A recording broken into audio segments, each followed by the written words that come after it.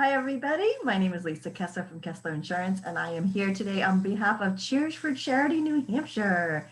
And again, I get to say hello to my dear friend, Miss Joanne Burchak. Hello, Joanne. Yeah, thank you. Thank you for joining us. My name is Joanne Burchuk. I'm with Lighthouse Physical Therapy and Cheers for Charity.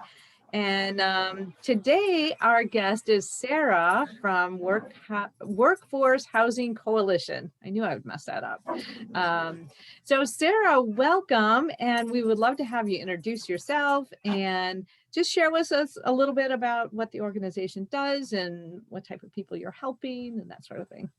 Absolutely. Thank you. I'm so thrilled to be here. I'm really excited about what you both are doing for Cheers for Charity. So my name is Sarah Wrightsman. I'm the executive director of the Workforce Housing Coalition of the Greater Seacoast. So we're a small nonprofit. We started in the early 2000s as a program of the Housing Partnership, which is a nonprofit housing developer. We branched out on our own in 2008 or 9 or so.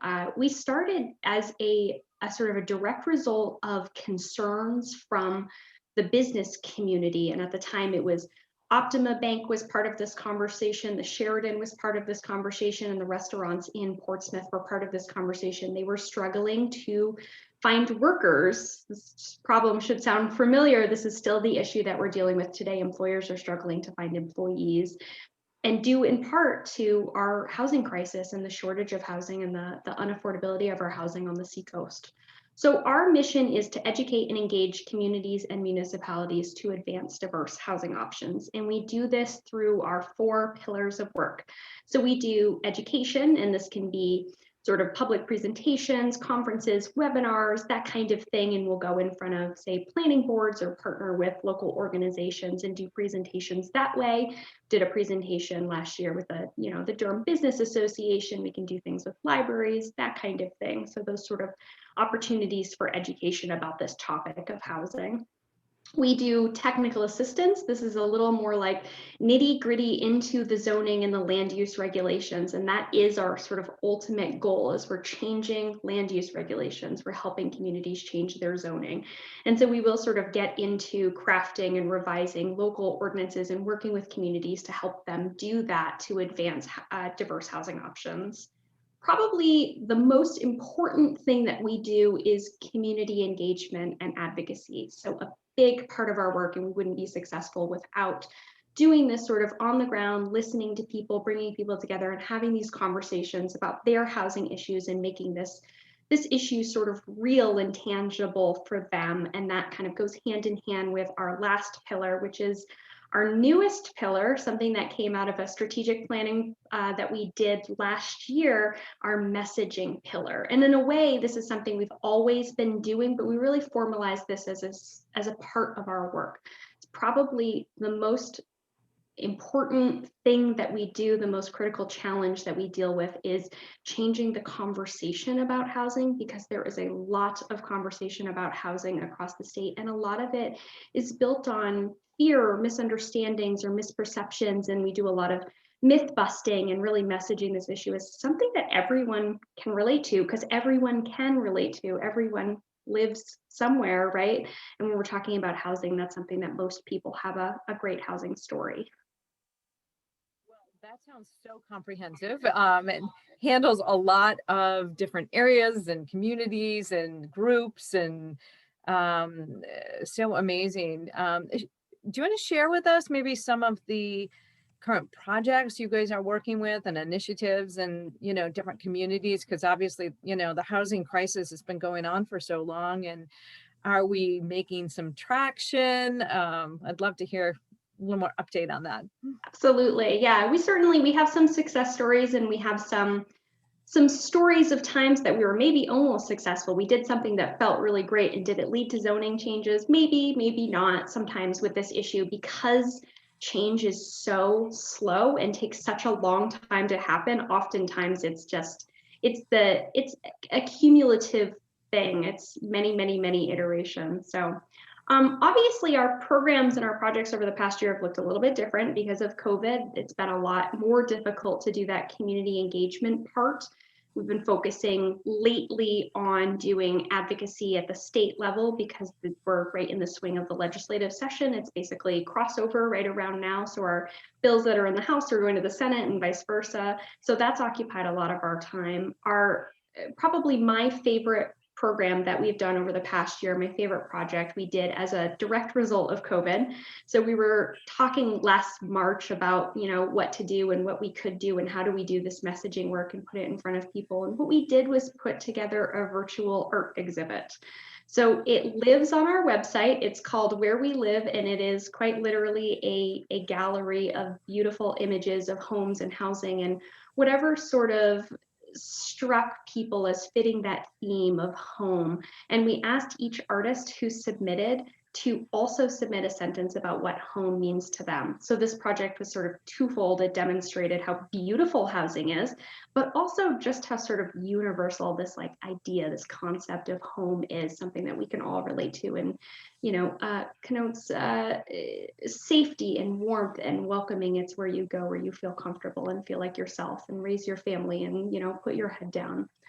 So that was the most exciting thing that we've done over the past year. We've also had a whole bunch of webinars. Like every other nonprofit, we've switched gears and did that whole virtual thing, and it's had its pluses and minuses. I think in a way it's allowed us to reach more people because it's just so easy. You hop into a Zoom and you can listen to the webinar while you're eating breakfast or whatever.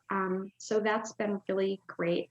But I'm really missing seeing people in person, so I'm looking forward to doing that. We have some events planned, hopefully, knock on wood, for the fall, that we might be able to gather some folks in person and go back to doing some networking and some engagement and community sort of listening things. What are you finding are your biggest needs at this point? Sorry? What are you finding are your biggest needs at this point? Oh, as a nonprofit, I feel compelled to always say money. We're always sort of thinking about fundraising. I always say that the less time I spend fundraising, the more time I spend getting to do the programmatic thing. I would say probably the most important thing that we need is allies and partners and advocates. So a big part of what we do is encouraging and empowering and training advocates so that they're prepared and ready to go to obviously they can go to Concord, go to the State House and talk to their legislators, but also to do that same really important work at the local level. They go to their planning board or their town or city council or their select board or their aldermen or whomever their local elected officials are, and tell their housing story and make that case for it on the local level. Because oftentimes, this may not surprise you, the planning and the zoning board, the folks who are showing up to speak during either public comments or during public hearings are not folks who are in favor of, say, a zoning ordinance amendment. It's almost always people who are opposed to whatever the topic is that's being talked about. But obviously, change happens at the local level, especially for our work. Lisa, were you going to ask a question? You need to come forward, Joanne. But so and I kind of lost what my question was. I noticed that your mission is a huge part of New Hampshire. I mean, you're talking Nashua and Pelham all the way over to Rye and up to Milton and down to Deerfield. And how do you have a full team that helps you with all these towns? Like, how do you do that? Yeah, it's a great question. No team, sadly, it's just me. I do have the support of the Regional Economic Development Center. Our office is in their offices and we get to use their accountant and their graphic designer. So some of that sort of admin and that sort of fringe stuff we get support with, which is fantastic. But mostly it's about prioritizing our communities. And so we have this scoring system for saying, these are the communities we're going to spend the most time in this year based on, oftentimes we're looking at, is there a willingness, is there sort of community will or political will to explore the topic? Because obviously it's a lot easier to do that if we're not sort of fighting against a community that isn't interested in or isn't ready to have the conversation. And then the other thing is is there a need? Are they an economic hub? Do they have the land? Is there opportunity? And so like Newington, for example, is a priority community because they have a lot of opportunity with, say, the mall area and having a lot of they're next to Portsmouth, so there's a great, need for housing in that area. There's definitely demand for it, and they have this like land and those like pre-existing buildings that we could take advantage of. So yes, that's a huge challenge, and we've managed to work with, I'm surprised, a lot of our communities, and certainly there are communities in that catchment area that we have not been able to work with. And our catchment area actually used to be bigger. So we used to also be in the southern part of York County, Maine. And thank goodness we've, shrunk it down just a little bit so that we can hyper focus on our communities. It is a huge challenge. Yeah, that's a huge area. Oh my gosh.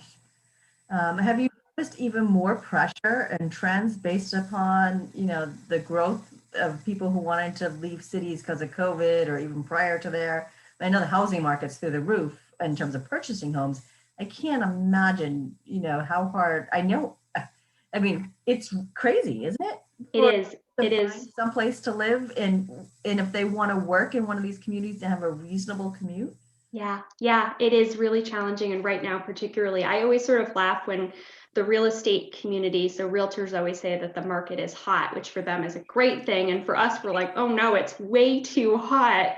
And certainly the past year has been really challenging. And I do know of sort of these anecdotal examples of, say, like I met someone last summer who had a Boston salary. He works a Boston job. He's in, financial something, and he's moved up to Portsmouth, New Hampshire, because he's able to work remotely, and his Portsmouth rent of something like $2,600 a month is far more affordable to him than his Boston rent was. So that's definitely something that's driving. And I'm lucky we're on the Seacoast, where I don't have to deal quite as much with something like vacation homes or short-term rentals versus my friends up in the Mount Washington Valley, where that's a huge issue for them. So yes, the housing market is really bad right now. We're desperate for more, particularly on the for sale side. So typically we measure housing supply in months of supply. So something like 5 or 6 months of supply is considered a healthy housing market. And that means that if no new homes were put on the market and sales continued at the same pace that they're currently at, we'd run out of our current inventory in 5 or 6 months. Right now, for the first time in decades, we're measuring housing supply in weeks. So if no new homes were put on the market, but it continued at the same pace, we'd be completely out of houses in 3 weeks. Wow. Very scary. Well, and how do you define workforce housing? Like, at what stage is it considered workforce housing, and what stage is it not considered workforce housing? That's a good question. We advocate for a range of housing and a range of purchase points, because that sort of term affordable is super subjective, and something that's affordable to someone isn't going to be affordable to someone else. Workforce housing is defined as rental housing that's affordable to a household making 60% of the area median income, which in my region is something like $100,000. So we're talking about up to $60,000.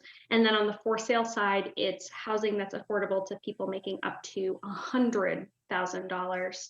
So it's usually higher than people think. It comes out to a rent of something like $1,350 and a for sale price of like $325, which is roughly a starter home anyway. But those are the upper limits in their gross housing costs. So they include utilities and taxes and things like that. But really what we need is a spectrum of housing that's affordable to people making all the way up to those workforce housing limits.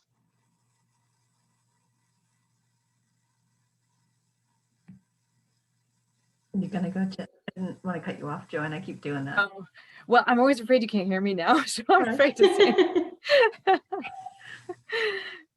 I haven't had problems with my mic before, so I don't know. I can hear you loud and clear now. Can you? Okay. I can. Try not to move. Well, this is such a great organization, and so needed in our community. And, we just really appreciate all of the work that you're doing to try to help. It's not even, yes, the people that need the housing, but like all these businesses that are struggling because they can't find workers to come in to work because there's no housing. So it is such a trickle down, I have a word thing, but very, very important. So we really appreciate for our community what your organization does, and really helps. Thank you. And I hear stories every single day from people at every sort of place in the spectrum that, we're talking about like normal people, manufacturing employees and like bank tellers, and even like Dartmouth Hitchcock is having a hard time recruiting doctors to the area because there isn't anywhere for them to live. And that's just so critical to our economy, but also the vibrancy of our communities. Imagine, your cute little downtown when all those businesses close and there's no one to work there. That's just, it's our social, our political, our economic fabric of our communities is sort of rooted in this foundation of home. Yeah. Well, and you see all of the new building going on and you think, oh, well, we'll be good soon, but we don't ever seem to be good soon. As much as they keep building, we're still short. It's crazy. True. You roughly have like a number of like how short we really are. The sort of popular number, and I don't know exactly where this came from, but they say the powers to be say that we're about 20,000 units short over the state. And that's a lot of units. And really the big thing is that for any one community, that's not a lot of units. And we really need every single community to be part of the solution, even if they're only taking on a small piece of that puzzle. It helps to not put all of the burden of housing the entire region's workforce on, say, like Exeter and Portsmouth and Dover. We need housing in every single community and different types of housing. It doesn't all have to be big apartment buildings. It can be small cottage clusters like they're building in Dover right now, or, single family homes or duplexes, something like condos and triplexes and quads are great too. Or even our sort of favorite housing type is when they take large single family homes that look gorgeous and historic from the outside, and then they turn them into 4 to 6 units. That's great multifamily housing that people can live in, that fits into the character and scale of your community because it's already there. Fantastic. Miss Sarah, the big question. People have heard this, they hear you talk, they're fascinated, they want to learn more. Well, certainly visit our website. It's seacoastwhc.org. We have a ton of resources on there, a whole bunch of educational materials, but we also have an advocacy 101 page, which is there to help support advocates or potential advocates who are interested in getting involved. We also have we're pretty active on social media. We have a Facebook and an Instagram and a LinkedIn. We're also on Twitter, but we're a little bit less active over there. I don't know how to do it. And then, of course, we also have a membership program if there are, employers or folks out there who want to support us financially because that's something that they feel like they can do. We have a membership program and we have a sponsorship program, and you can find that on our website too under the Support Our Work tab. And of course, if you'd like to join our newsletter list, that's a really great way to find out about what we have going on lately, the latest news on housing, legislative updates, and other so you can be the first to know when we have an awesome event coming up. That is great. Well, thank you so much for all that you do and for joining us here today. You've been so fun to talk to. Thank you. It was great to be here. It was a blast. I'm just liking your page right now, and thank you. Great to have you as part of our Cheers for Charity family. What the work you do makes a difference to our neighbors and our community every day. So thank you for what you do, and thank you for sharing that with us today. Thank you for what you both are doing. This is really fantastic, giving nonprofits an opportunity to talk a little bit more about what they do. It's fun. So anyway, take care.